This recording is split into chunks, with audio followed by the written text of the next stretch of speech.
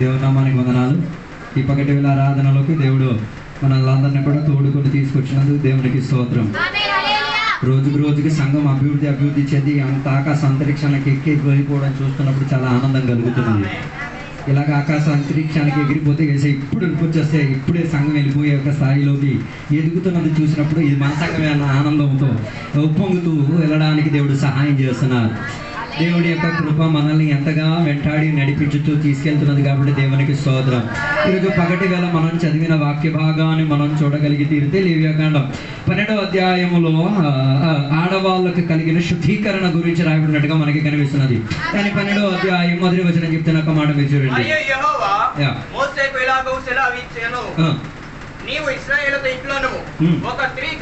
గర్భవతి అయిన సందర్భం గురించి రాయబడినట్టుగా కనబడుతున్నది. కేవలం గర్భవతి అయిన సందర్భం మాత్రం కాదు, దాని కిందకి మనం చదవగలిగి తీరితే ఒక పురుషుని, ఒక మగవాడిని జన్మనిచ్చినప్పుడు, ఒక ఆడదానికి జన్మనిచ్చినప్పుడు ఏం చేసుకు తీరాలి దాని గురించిన క్రమాలు ఎక్కడ రాయబడినట్టుగా మనకి కనబడుతున్నది. దేవుడు దీనిని కూడా రాయించుకొని చెప్పడానుకున్న కారణం ఏంటిది అంటే పాపం ఎంత తీవ్రత అన్నది తెలియపరిచి తీరడానికి.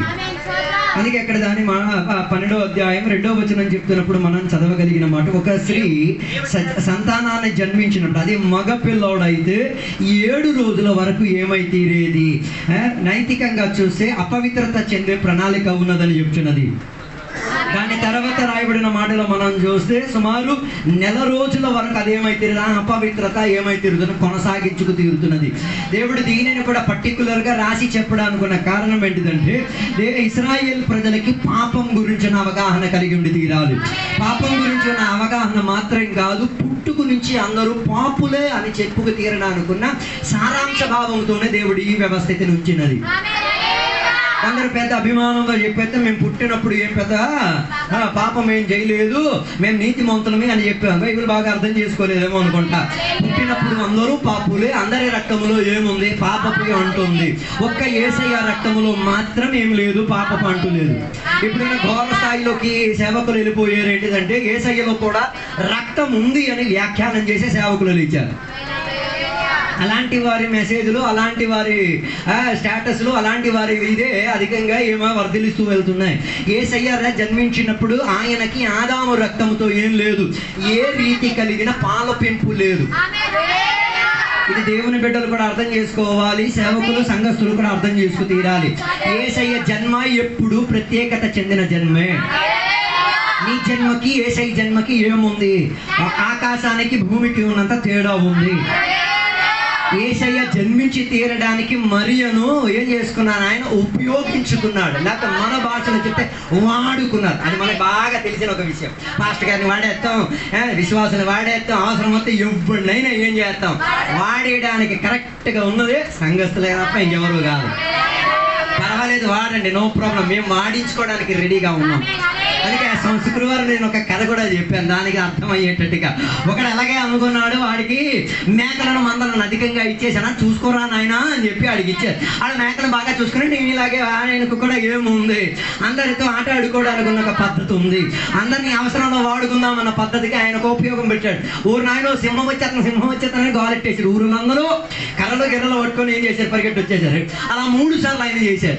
4వసారి కూడా ఇలాగే ఎగటాలు చేసేస్తాం, అందరూ వచ్చేస్తారేమో అనుకున్నాడు. కానీ 4వసారి ఎవడు రాలేదు, దేవుడు కూడా రాలేదు, సింహం వచ్చేసింది. అందుకే బాగా ఆలోచించి నువ్వు అవసరానికి ఎవడిని వాడినా తిరిగి ఒక రోజు వచ్చి తీరుతుంది. ఎవడు కూడా నీ తోడు ఉండడు. నువ్వు పిలిచిన దేవుడు కూడా నీ దగ్గరికి రాడు, నేను ఎదిరించిన సాతాను కూడా నీ దగ్గరికి రాడు. అందుకే దేవుని యొక్క బిడ్డలు ఎప్పుడు ప్రయత్నం చేసుకుని అవసరానికి ఏం చేయకూడదు, వాడు అది స్వార్థ లక్షణం. అందుకే బైబిల్ తిమోతి పత్రికలో స్పష్టంగా కదా, అంత్యకాలములో స్వస్నేహితులు అని చెప్పారు. అంటే సొంతాన్ని స్నేహించిన వాడు, ఆడి విషయాలు మాత్రమే, ఇంకా పక్కోడి విషయాలకి ఏమి ఉండదు. నీ ఇంటికి పెళ్లి జరిగినప్పుడు నువ్వు అందరింటికి పెళ్లికి వెళ్ళావో తెలిసి నీ ఇంటికి అందరు పెళ్లికి రావాలో ఆలోచించాలి. నీ ఇంట్లో మరణం జరిగితే నువ్వు అందరింటి మరణానికి వెళ్ళావో ఆలోచించి, ఎవరు రాలేదు నువ్వు వెళ్ళలేదు, నువ్వు వెళ్ళాలిగా, నువ్వు వెళ్ళకుండా ఆలయం వచ్చేస్తారు, ఎవరు రాదు. నువ్వు స్వార్థం చూపిస్తే వాళ్ళు స్వస్వార్థం చూపిస్తారు. హల్లెలూయా. అందుకే చెప్పి రావడానికి ఉన్న ఉద్దేశం ఇదే. ఇక్కడ వాడే ఒక పద్ధతి లేదు. అందుకే అక్కడ చెప్పుచున్న ఒక మాటలో మనం చూడగలిగేది ఆడవాళ్ళకి ఏ జన్మ ప్రసవ జరిగిన సందర్భమున దేవుడు వాడడానికి కాదు, బదులుగా దేవునికి ఘనత ఇప్పించుకు తీరడానికి, శుద్ధీకరణ పొంది తీరడానికి ఎక్కడికి వెళ్ళాలి? యాజకుడి దగ్గరికి వెళ్ళాలి, ఆలయానికి వెళ్ళాలి. పరిశుద్ధ పొందుకోవడానికి ఏముండి తీరాలి? దేవునితో అనుబంధం ఉండి తీరాలి అన్న దాని గురించే దేవుడు ఇలాంటి యొక్క క్రమావళిని బైబిల్లో రాయించింది. అందుకే కొందరు కించపరిచారు, మీ పుస్తకం భూతు పుస్తకం అని చెప్తున్నారు. ఎస్, భూతు పుస్తకమే. ఏమైనా డౌట్ ఉందా? భూతు పుస్తకం అంటే అర్థమవుతుందా? ఏది భూత రాయడం? అవునే, భూతు పుస్తకమే. ఇది రాసి కూడా పొరలు నేర్చుకోలేకపోతున్నానంటే మేమేం చేయాలి? ఎందుకు దేవుడు లోతు పిల్లల గురించి, లోతు నాన్నతో చేసిన సంసారాల గురించి రాసింది దేనికి? నువ్వు చేయకూడదని. అర్థం కాలేదు. ఎవడు దొరకకపోతే ఎవడు దొరికాడు అండ్ నేను లోతు అనుకోతున్నాను. నాకు పెళ్ళి అస్సలా అవదట. మరి ఎవరిని తెచ్చుకున్నా ఆడే నీ లోతు. కామన్ సెన్స్ అది. ఆయన నాన్నతో సంసారం చేశాడు అన్నది నువ్వు నాన్నతో చేసి ఒక స్టేజ్కి వెళ్ళడానికి రెడీ అవుతున్నావు అన్నంత. అర్థం కాదు. నాకు ఎవరు దొరకలేదు, ఎవరు కనిపితే ఆయన ప్రేమించేసి వెళ్ళిపోతా. అయ్యో, ఆయన చేసిన దానికంటే కాస్త కొద్దిగా చేసాం, కానీ ఆ సమసమే. లాజిక్ మాట్లాడేటప్పుడు రెండు పక్కన మాట్లాడాలి. Hello, praise the lord. అందుకే దేవుని బిడ్డలకి ఇలాంటి వాక్యాలు ఇష్టం ఉండదు. హల్లెలూయా. నేను చెప్పి రావడానికి వస్తే ఉద్దేశం ఇలాంటి భూత విషయాలు, ఇలాంటి పలకలేని విషయాల గురించి బైబిల్లో రాయబడి అనుకున్నాక కాదు, పలకబడాలి. కుటుంబ జీవితం గురించి ఇప్పుడు కూడా కొందరికి తెలియదు. పెళ్ళిళ్ళు చేసుకుని అత్యాచారాలు చేస్తున్నారు.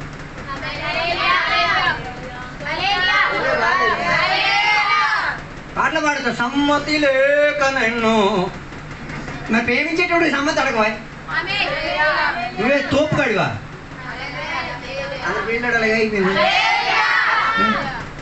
ఆడవాళ్ళు ఎప్పుడు దేవునికి పరిమితం, వంటగా. మరి నువ్వు దేవునికి అత్యాచారం అది. అలాంటి వాళ్ళ కోసం ఇలాంటి బూతులు రాయాలి. మరి బుద్ధి రావాలంటే అయిపోయింది. ఆడవాళ్ళకి ప్రతి నెల ఏమొస్తుంది? నెల కొంత మగాళ్ళకి ఇది కూడా తెలియదు. నేను చేతులు వచ్చి అడగలేదే, ఎవరు తెలుసు. చెప్పలేదు. ఆడవాళ్ళకి ప్రతి నెల ఏమొస్తుంది? నెలసరి వస్తుంది. అది ఎందుకు? వచ్చే రోజుల్లో ఒక కొత్త సృష్టినిచ్చి తీరడానికి, ఒక కొత్త జన్మనిచ్చి తీరడానికి శరీరం ఏమవుతున్నది? రెడీ అవుతున్నది. భర్తగా నువ్వేం లేదు అది తెలుసుకొని కావాల్సిన క్రియలు చేయాలి. కొన్ని కూలింగ్ గ్లాస్ భర్తలు ఉన్నాయి. కూలింగ్ గ్లాస్ వేసేట్టు ఊరల్లా తిరిగిడే. ఇలాంటివి ఏం చూడదు. నీకోసమే ఇలాంటి నేను రాయబడి ఉంది. నీ ఆవిడ నువ్వు పట్టించుకోలేకపోతే ఊరో ఆవిడ నువ్వేం పట్టించుకుంటావు? హల్లెలూయా. అది తెలిసిన విషయం. అది ఏం చేయాలి? చిలిపితనంలోనే పిల్లలకి నేర్పించాలి. 12, 11, 13 వయసు వచ్చిన సమయంలో యవన ఆడపిల్లలు, ఎదుగొచ్చిన ఆడపిల్లలకి మొదటిసారి ఏమొచ్చినప్పుడు, నెలసరి వచ్చినప్పుడు వారికి అది అర్థం చేయించండి. దానికి పండగ చేసుకుని భోజనాలు పెట్టమని నేను చెప్పట్లేదు. అర్థం చేయించండి. అమ్మా, ఇది ఏంటిది? ఇది దేనికున్నది? ఇది ఎందుకు? అది ఆమెకు అర్థం చేయించండి. పక్కన కొడుకును కూడా కూర్చోబెట్టి అర్థం చేయించి ఆడ పెళ్లి చేసుకుని ఏమైనా తెలుసుకోవాలా? అత్యాచారం చేస్తాడు. సంసారంలో అత్యాచారం, సంసారంలో చుట్టూ పెట్టేది ఇలాంటివే. ఏ బుద్ధి లేదు. చికెన్ పెద్దలుగా ఇలాంటి విషయాలు వివరించి చెప్పేసరికి ఈ విషయాల వల్లే కదా బైబిల్ బూతు బైబిల్ ఇది.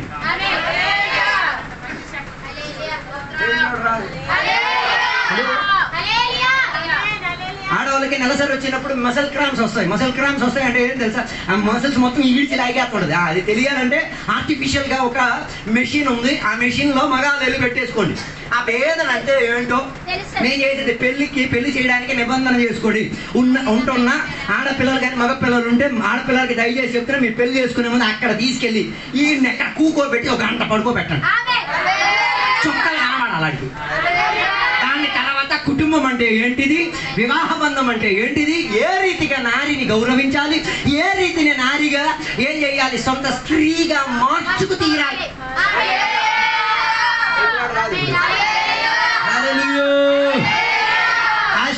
అపవిత్రత చెందే గడియ నీకు బోధించిన దేనికంటే పవిత్రత చెందే గడియ నీలోంచి రావాలి, నీ భర్త దగ్గర నుంచి రావాలి.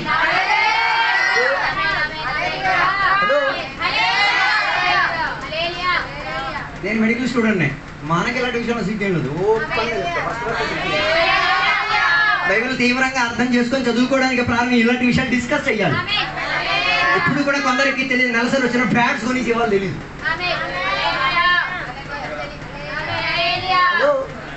అది ఎప్పుడు ఇంటికాడ స్టాక్ ఉండాలి. ఇప్పుడు కూడా పాత గోచి కొట్టేలు కడుక్కొని తిరగమాటాడు, జబ్బులు వస్తాయి.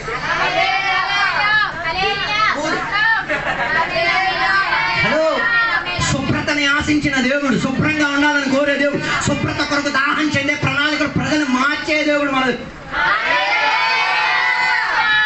ఇది నేను డిస్కస్ చేయలేదు అనుకో, 4 గోడల మధ్య డాక్టర్ డిస్కస్ చేయాల్సి వస్తుంది.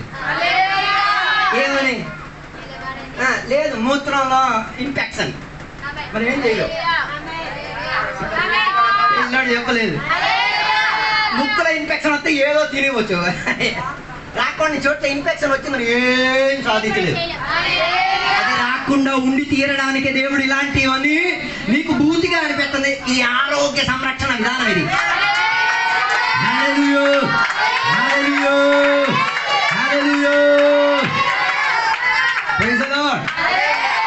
అందుకే పిల్లల కన్నానికి డ్రైవ్ ఉండకూడదు, ఆలోచన ఉండాలి, తలాంపు ఉండాలి, ప్లానింగ్ ఉండాలి.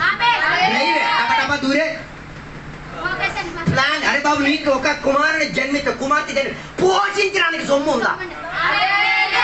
అందుకనే పోషించడానికి ఏం మూడవు. దానివల్ల ఊరికి చెప్పే సాక్ష్యం ఏంటి తెలుసా? ఈ నాయన ఈ అమ్మ ఈ విషయానికి పనికిరాను, ఇండైరెక్ట్ సాక్ష్యం అది. లేదనుకుంటా, దేవుడు సంతాన సమృద్ధి పొందుకోమని చెప్పారు. దానికి ఉన్నది కూడా నువ్వేం చేయాలి, ఆలోచించాలి. ఒక సంతానం కంటే ఒకటి కోసం 5 సంతానం, ఆ 5గురికి తగ్గట్టుగా నువ్వేం చేయాలి, ప్రయాసపడాలి. వారి శుద్ధీకరణ విషయంలో, వారి వ్యక్తిపర విషయంలో, వారి ఆహార విషయంలో, వారి మానసిక విషయంలో. ఇప్పుడు నీకేముండి తీరాలి, పరిజ్ఞానం. కొందరు భార్యల మీద అత్యాచారం, కొందరు పిల్లల చేశారు. వాళ్ళు చదవలేదు, నీ ప్రాబ్లమా? నువ్వేం చదివావు? నీ సర్టిఫికేట్ ఒకసారి పక్క పెట్టు, నాయనకి చెప్తాను. నేనే పెట్టుకోవడానికి లేదు, ఆడేదో తెచ్చాడు, దాన్ని సమర్థించి పొగిడొచ్చు కదా. హల్లెలూయా. రాదు. ఆటి మూలంగా దేవుని వెతికి తీరి, దేవునితో దగ్గరకైతే, దేవునితో అనుబంధం పెట్టుకు తీరేటట్టుగా ఉన్న ప్రోత్సాహం దగ్గర అత్యాచారం. దాని తర్వాత వచ్చి యేసు దేవుని ఆరాధకులం. మొన్నంతా అత్యాచారం చేసి చేస్తాను కూడా. హల్లెలూయా. అందుకే దేవుని బిడలారా, దేవుడు శుద్ధీకరణను అధికం ఆశించిన దేవుడు. పాపం నీ రీతిలో, నీ కుటుంబం లోపల ఈ రీతిగా ఏం చేయొచ్చు, దూరుకొచ్చి తీరొచ్చు. నెలసరి ఉన్నప్పుడు కొందరు బల్లారం తీసుకోరు, ఏం ఇష్టమో. అరే బాబు, అప్పుడు ఆనందించుకోవాల్సిన సందర్భం, దుఃఖించుకొని విలాపించుకోవడానికి. అది ఆడవాళ్ళు చెప్పిన ఒక మాట, నేను ఎప్పుడు చాలా మంది ఆడవాళ్ళ నోట్లోకి విన్నా. నెలసరి వచ్చినప్పుడు, ఇది మేము మగ పిల్లల్లా పుట్టుంటే. ఎప్పుడు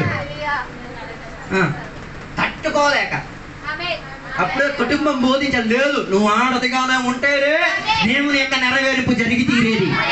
నువ్వు మగదానిగా పుట్టడానికి ఆశించడానికి కూడా నీకేం లేదు, హక్కు లేదు. ప్రశ్నించలేవు దేవుని తరగతిని. అలా ప్రశ్నించిన కుటుంబానికి కుటుంబం లోపు ఉంది. ఆ పాప ఆ ప్రశ్న అడిగిందంటే ఫ్యామిలీ కరెక్ట్ కాదు, ఆ అయ్యా అమ్మ కరెక్ట్ కాదు. వారిని అమ్మ నాన్న అని పిలవడానికి కూడా యుక్తం కాదు. కారణం ఏంటిది? పాప ఆ మాట అంది, అన్నకూడదు ఆ మాట. అలాగైతే నువ్వు కనినది డూప్లికేట్ సామాన్. ఒకవేళ అలాంటి తలాంపోతే వాళ్ళకి బోధించి నేర్పిన, నో నువ్వు సంతాన సమృద్ధి అవ్వడానికే, నువ్వు దీవింపబడి తీరడానికే, నువ్వు అనేకులకు తల్లిగా మారి తీరడానికే, నీ ద్వారా విడుదల జరిగి తీరడానికే. నీకున్నంత బలం వేరే మగాడికి ఇవ్వలేదు, కారణం నీకున్న బలం నీకున్నదే. ఇదన్నీ ఇప్పుడు సండే స్కూల్ కదా ఉద్దేశం. సండే స్కూల్ నువ్వు నేర్పించుకో, మరి నీవేటి నేర్చుకుంటావు? అర్థం కావట్లేదు అనుకున్నా. అందుకే సంతాన భాగ్యం కలిగేటప్పుడు కావాల్సిన శుద్ధీకరణను దేవుడు ఏర్పరచుతున్నదని పాపం మేం చేసి తీరొచ్చు, కుటుంబాల లోపలకు దూరొచ్చి తీరొచ్చు. అందుకే రెండవదిగా చెప్పిన మాట మనం చూసే దాని 3వ వచనం చెప్తున్న మాట, ఎవరికి? ఆడపిల్లలుగా కాదు, మగ పిల్లలకి ఏం చెయ్యాలి? సున్నతి చెయ్యాలి. ఎన్నో రోజున? 8వ రోజున. 7 రోజులు అపవిత్ర చెందిన గడియ తర్వాత 8వ రోజు ఎక్కడికి వెళ్ళాలి? దేవాలయంలోకి వెళ్ళి ఏం చేసుకు తీరాలి? సున్నతిని చేసుకు తీరాలి. అది యోగులకున్న చర్య. కొత్త నిబంధనకు వచ్చిన మనకున్న చర్య ఏంటి? నువ్వు శరీరాయాలేం కోసుకోవక్కర్లేదు, నీ హృదయమే దేవుడు ఏం చేస్తాడు? కోసేత. నువ్వు రిసీవింగ్ స్పిరిట్ లో ఉంటే చాలు. సున్నతి శరీర అవయముల మీద కాదు, సున్నతి హృదయం లోపల. అందుకే బైబిల్ చదివించేది హృదయం అన్నిటికన్నా ఘోరమైనది, అందు లోపలని డిపాజిట్ అన్ని. అందుకే బైబిల్ నా హృదయము ఆనందముతో నిండి పొర్లుచున్నది. ఎందుకు నిండి పొర్లుచున్నది? కృప అర్థమైంది కాబట్టి. ఒక ప్రశ్న, ఎందుకు ఎప్పుడు మనం దేవునికి స్తోత్రం చెప్పడం ప్రారంభించేది? ఎప్పుడు స్తోత్రం చెప్పేది ఆపేది? అయిపోయారు, బుక్ అయిపోయారు. ఎప్పుడు స్తోత్రం చెప్పడం ప్రారంభించేది, ఎప్పుడు స్తోత్రం చెప్పేది ముగించింది. సుఖంగా సూపర్, వెరీ గుడ్. ఇంకా పుట్టిన మొదలుకండి రక్షణ పొందిన గడియ నుంచి నువ్వు స్తోత్రం చెప్పడం స్టార్ట్ అయ్యింది. రక్షణ పొందిన గడియ దగ్గర నుంచి మరణించిన గడియ వరకు. తర్వాత తాత్కాలికంగా కాస్త బ్రేక్ వేస్తారు. బ్రేక్ ఇచ్చిన తర్వాత మరలా నీళ్ళు లేపేసి అదే పనులు. హల్లెలూయా, హల్లెలూయా. దాని అర్థం స్తుతించిన జీవి ఎందుకు స్తుతిస్తున్నదే కృప ఫ్రీగా దొరికింది అన్నది. ఎవడి తాత సొమ్ము కాదు, ఎవడు నా మీద రుద్దేసి రాసింది కాదు, ఎవడో నా మీద నెత్తి మీద రాసేసింది కాదు, నాకు ఉచితంగా దొరికినది. ఇది శ్రేష్టమైన కృప. ఈ కృపలో నేను పరిశుద్ధునై తీరుతాను, ఈ కృపలో నేను దేవుని ఎదుర్కోగలిగి తీరుతాను, వీటి ద్వారా నేను పరలోకం చేరగలిగి తీరుతాను, వీటి ద్వారా నేను ఆత్మీయతలో ఒక మంచి అభిషక్తునిగా ఆడే చూపించే నాయకులు వెనకాతలు తిరిగి 100 రూపాయలు పొట్లం కోసం, నేను 200 రూపాయలు బిర్యానీ కోసం జై జై చెప్పి తిరిగేస్తాను. మనోళ్ళు కూడా, మన దాంట్లో కూడా కొందరు ఏ డేట్ కోసం 120 రూపాయలు బిర్యానీ కోసం, 200 పెట్రోల్ జై జై బాబు బాబు జై. నేను వెళ్ళిన కుర్రాలు కూడా సిగ్గు అనిపించట్లేదు. నాడిచ్చిన 200కి 150 రూపాయలు బిర్యానీ కొట్టడానికి 500కి జై జై కొట్టే వాళ్ళు కూడా ఉన్నారు. నాకు అప్పుడు అర్థమైంది. ప్రైజ్లాడు చెప్పలే. ఇక్కడ 500 ఇచ్చారని జై జై చెప్పడు. కృప వెంబడి కృప దొరికింది. నేను కృపలో ఉన్నాను, నన్ను కృప సంరక్షిస్తున్నది, నేను కృప ద్వారా నడుచుతున్నా. జై జై చెప్పే దేవునికి. హల్లెలూయా, హల్లెలూయా, హల్లెలూయా. అందుకే పురుషునికి మొదటిగా ఏం చేయాలి? సున్నతి చెయ్యాలి. Praise God. ఆడవాళ్ళకి ఏం చెయ్యక్కర్లేదు. సున్నతి వ్యవస్థ ఆడవాళ్ళకి బైబిల్ చెప్పట్లేదు. హల్లెలూయా. కానీ కొత్త నిబంధనకు వచ్చినాడు పురుషులకి ఆడవాళ్ళకి అందరికీ హృదయం ఏమై తీరాలి? సున్నతి పొంది తీరాలి. పరిశుద్ధాత్మ ద్వారా జరిగి తీరాలి. వాటికి ప్రతి శరీరం రెడీగా ఉండాలి. అందుకే ఇందాకనే హృదయమే అన్నిటికన్నా ఘోరమైనది, అందులోపలే పనికిరాని దరిద్రాలన్నీ దూరుకొచ్చి కాపురం చేసుకు తీరేది.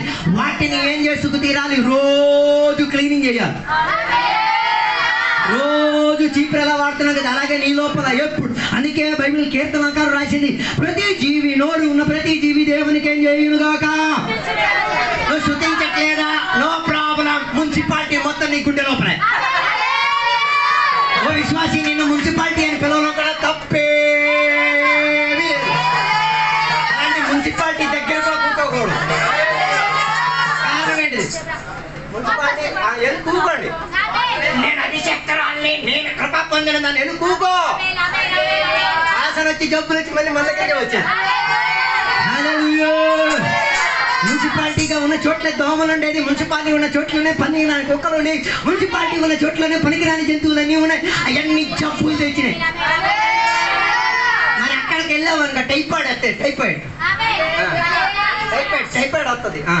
టైఫాయిడ్ ఎందుకు వస్తుంది? శుద్ధీకరణ లేక. ఇంకా వ్యాఖ్యానం మెడికల్ టర్మ్ లో చెప్తే శుభ్రంగా కడుక్కోవడం తెలియక.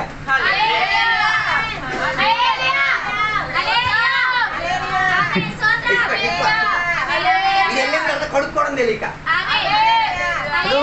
ఇప్పుడు కూడా కొందరు దేవుని బిడ్డలు ఉన్నారు, కడిగిన తర్వాత సబ్బు వాడేసి కడగలని తెలియదు.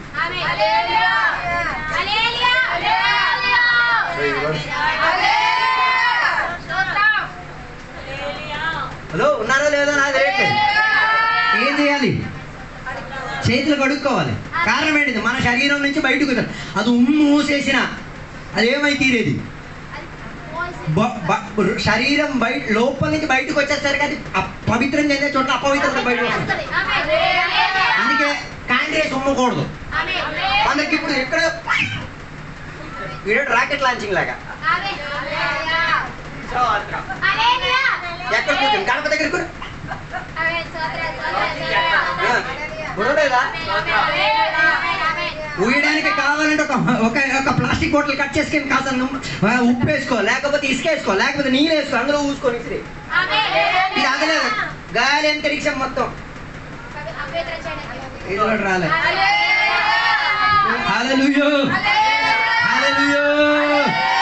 సున్నతి కావాలి మనకి, సున్నతి కావాలి. సున్నతి ఉన్నవాడే పరిశుద్ధతకు అంకితమై తీరేది.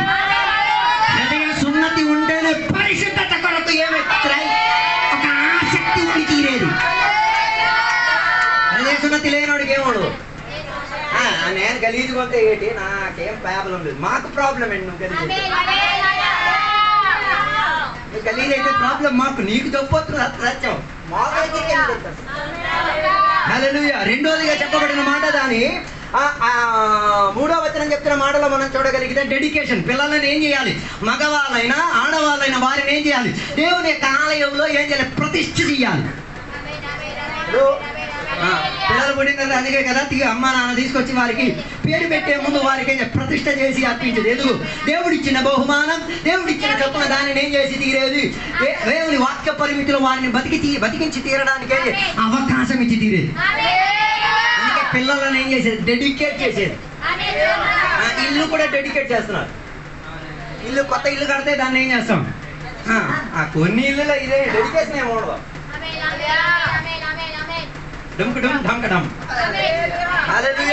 Dedicate your house. నీ ఇల్లుని కూడా, కొత్త ఇల్లుని నీవేం చేయాలి?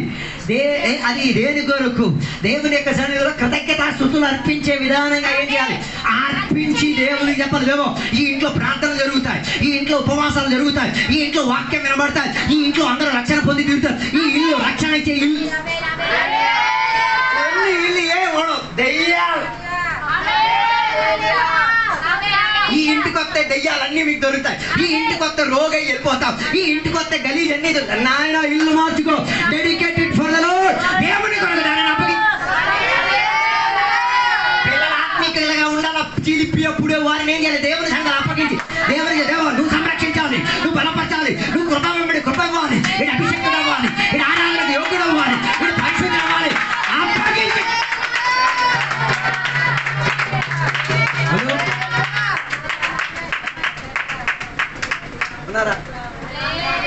హల్లెలూయా. నాలుగోదిగా వారిని శుద్ధిపరచాలి. శాంటిఫై. దేవాలయానికి వెళ్ళి బలి అర్పించి వారిని ఏం చేయాలి? శుద్ధిపరచుకు తీరాలి. హలో, నాతో ఉన్నారో లేదో నాకు తెలియట్లేదు. శుద్ధి పొందుకు తీరడానికి మన దగ్గర 3 సబ్బులు ఉన్నాయి. 3 సబ్బులు కడుక్కొచ్చావా? 3 సబ్బులతో. ఒకటి యేసయ్య రక్తం, రెండోది మళ్ళీ బాప్తిజం తీసుకెళ్ళి 3 సబ్బులు ఎప్పుడు నిత్యం చెప్పిన విషయాలే. యేసయ్య రక్తం, యేసయ్య వాక్యం, యేసయ్య నామం. సారీ, పరిశుద్ధాత్మ. Okay, sorry. యేసయ్య రక్తం,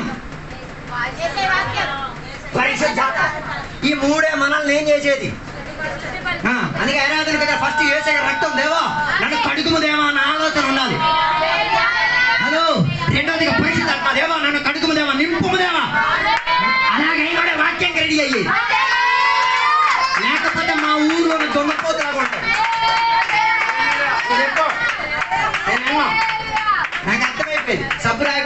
చేసుకున్నాం అని.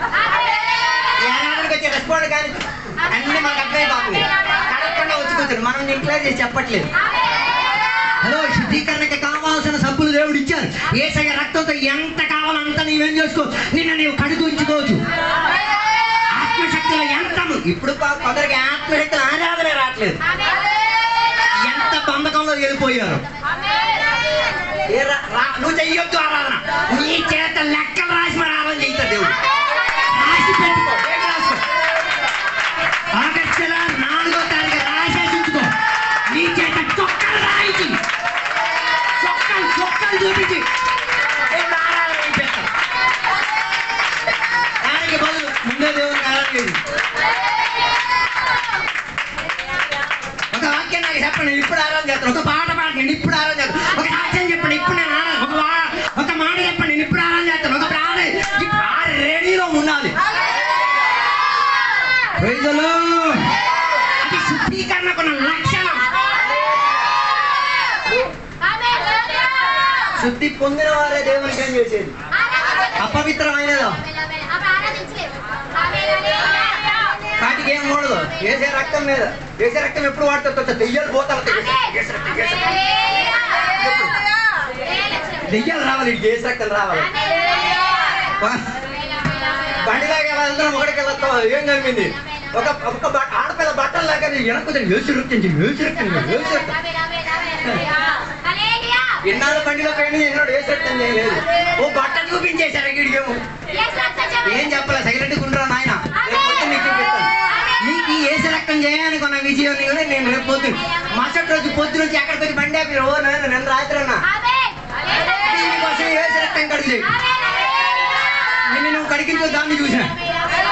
హలో, యేసయ్యను చూసే యేసు రక్తం చేయం, సిలువను చూసే యేసు రక్తం చేయం. దేవుని యొక్క మాటల్లో యేసయ్య గురించి వాక్య పరిజ్ఞానం చేస్తే యేసు రక్తం చేయం. అది నాకు పరిహారానికి కారణం, అది నాకు విడుదలకు కారణం, అది నా జీవితానికి శాపం ఎరగొట్టే. నీ రోగాలు శాపం ఎరగాల, ఒక్కడే పలికేసుకో. ఎంత కావాలా? నువ్వు వేసి రక్తం చేయని చెప్పలేదు అనుకో, ఇంకోటి నువ్వు చెప్తావు. ఏడు చెప్తావు, నా రక్తమే చేయి, నా రక్తమే చేయి. వేసి రక్తం చేయి చెప్పలేదంటే నా పలుకు, నా పట్టు, నా ఉద్యోగం, నా పేదాలు ఆ రూట్లో వెళ్ళిపో. నేను ఏ రూట్లో చేస్తాను? హలో, యేసు రక్తం నా ప్రాణానికి రక్షణ ఇచ్చేది. యేసయ్య రక్తం నా పాపపు కట్లను ఎరగొట్టేది. యేసయ్య రక్తం నా రోగాలకు నయమిచ్చి తీరేది. యేసయ్య రక్తం పుణ్య రక్తం, యేసయ్య రక్తం విలువైన రక్తం, యేసయ్య రక్తం మొత్తం నా ఖర్చు కలగబడింది. యేసయ్య రక్తం నా జీవితాన్ని మార్చేసింది. యేసయ్య రక్తంతో నాకే దేవుని కుటుంబంతో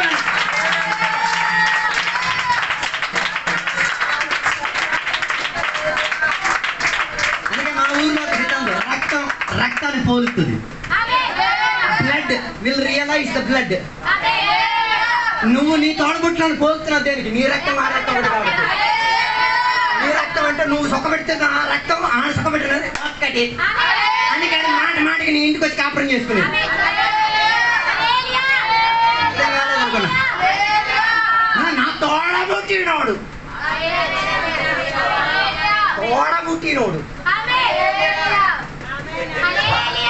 సంగపెట్టగల చెప్పడు, కాపరికలకి చెప్పడు. మన రోగం వచ్చినప్పుడు అయ్యగారిని ఎలా తోడబుట్టినోడు చేస్తాడు. అయ్యగారు నా ప్యానానికి ప్యానం. హలో, యేసయ్య రక్తంలోకి వచ్చేస్తే ఉన్న ప్రత్యేకత తెలుసా? నువ్వు నేను ఒక ఫ్యామిలీ అయ్యేది. యేసయ్య రక్తాన్ని కనపరిచేవాడు, యేసయ్య రక్తాన్ని కనపరిచి ఇంకొకటి ఎద్దురు కలిస్తే ఏమి ఒక కుటుంబముగా మారి. అందుకే బైబిల్ పెళ్లి చేసుకునేటప్పుడు దేవుని వీళ్ళకి ఏం చేయాలి? ఏమవుతుంది? యేసు రక్తం, యేసు రక్తం, ఇటు యేసు రక్తం, ఇటు యేసు రక్తం దీవింపబడుతుంది. ఇటు యేసు రక్తం, ఇటు ఏం నా రక్తం. ఇంకెప్పుడు క్లాసే. నాకే రోజు ఇలా ఆడుకోవడానికి శుభ్రంగా ఉంటుంది. నాకే కాదు, ఊరు వాళ్ళందరికీ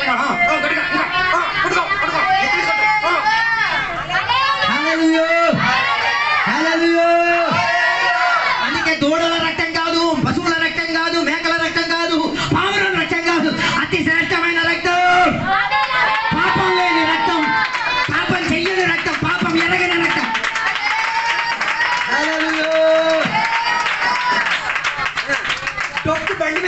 కాదు, యేసు రక్తం. డొక్కు బండి అది. ఉన్న బీతుకు పిత్తలు అన్నింటిలో ఎక్కించేసిన బండి మీద రాసేది. నాకు అక్కడే గుణపం తీసేసి అందులో ఎరగొట్టాలని. నా యేసయ్య రక్తం నీ పాట బండి మీద రాయడం అనుకున్నది కాదు నాయన, అది పలకాల్సింది, అది గానముగా పాడాల్సింది, దాని విజయోత్సవం. బండి మీద శిఖరం మీద రాయించారు, అది పలికి తీరడానికి, అది వ్యాఖ్యానపరిచి తీరడానికి, అది లోకానికి బోధించి తీరడానికి. హల్లెలూయా, హల్లెలూయా. కడగబడడం ముగిస్తున్నా. హల్లెలూయా, హల్లెలూయా, హల్లెలూయా. యేసయ్య రక్తంతో ఏం చేయండి? పరిశుద్ధాత్మ ద్వారా ఆరాధనకి త్వరగా వచ్చి 8:30కి ముందు వచ్చేసి కూర్చో. కడగబడాలా, ఈ గలీజి కడగబడాలా, ఈ మురికి కాలంలో కడగబడాలా, ఈ నికృష్టుడు కడగబడాలా, ఈ పనికినాడు గర్భిష్ఠుడు కడగబడాలా, ఈ డబ్బు పిచ్చినోడు కడగబడాలా. నేను నా గురించి చెప్తాను, నీ గురించి ఏం చెప్పలేదు. ఈ బూతులు మాట్లాడాడు కడగబడాలా, ఈ గలీజి ఆలోచించాడు కడగబడాలా, ఈ మూర్ఖత్వాన్ని ప్రయత్నం చేసి కడగబడాలా. నీ ఆత్మశక్తితో నన్ను ఏం చేయలేవా?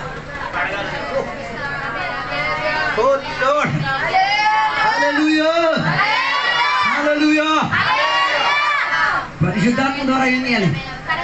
అయితే అలాగలేదు, కొన్ని స్విచ్ చేస్తేనే కడగబడతాయి. మన ఆటోమేటిక్ డిష్ వాషర్ లాగా స్విచ్ అయితే మన స్విచ్లో కూడా ఉన్నాయి. స్విచ్ చేయాలి, స్విచ్ చేయాలి. కడగబడి బాబు ఇదేం అక్కర్లేదు. ప్రతిదారాల యంత్రం చాలు, చప్పట్లు చాలు, పెద్దవల్ల స్తోత్రం చాలు, ఒక వాక్య పరిచయం చాలు, ఒక సాక్ష్యం నిలిపిస్తే చాలు. పరిశుద్ధాత్మలో దూరలేడానికి, కడగబడి తీరడానికి. ప్రతిరోజు పరిశుద్ధాత్మ ద్వారా ఏమై తీరాలి? కడగబడాలి. 1992లో ఆ రోజు కడగబడి, ఇప్పుడు స్నానం చేయలేదు. పురుగులు ఉన్నాయో, నిన్నటి నీళ్ళు నేటికి భోజనం చేయడానికి ఏం చెయ్యవు. మరి అంత తాగే మునగాడు అయితే 1992లో ఆరాధనతో చేసుకో, నిన్నటి నీళ్ళు నేటికి నువ్వు తీసుకొచ్చి వంట వండి తిన్నావు అనుకో, 3 రోజులు ఆ బెడ్ నెంబర్ 7 హాస్పిటల్ KGH 3వ ఫ్లోర్.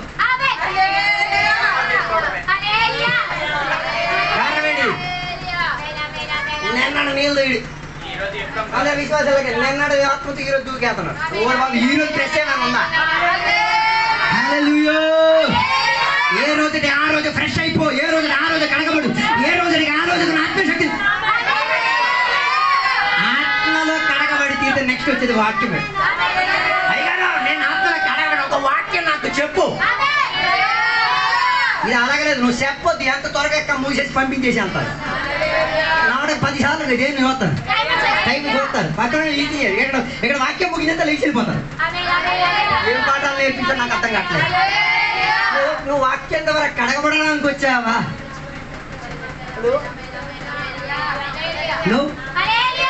వాక్యం ద్వారా మన చర్చికి వెళ్ళేది దేనికి? నీ అటెండెన్స్ చూపించాక కొందరు చర్చికి వచ్చారు అటెండెన్స్, మా హాజరు రాసుకోండి. అయ్యి రాసుకో రాసుకో రాసుకో. హాజరు రాసుకోవడానికి కాదు చర్చికి వచ్చే. చర్చికి వచ్చేది దేనికి? కడగబడడానికి.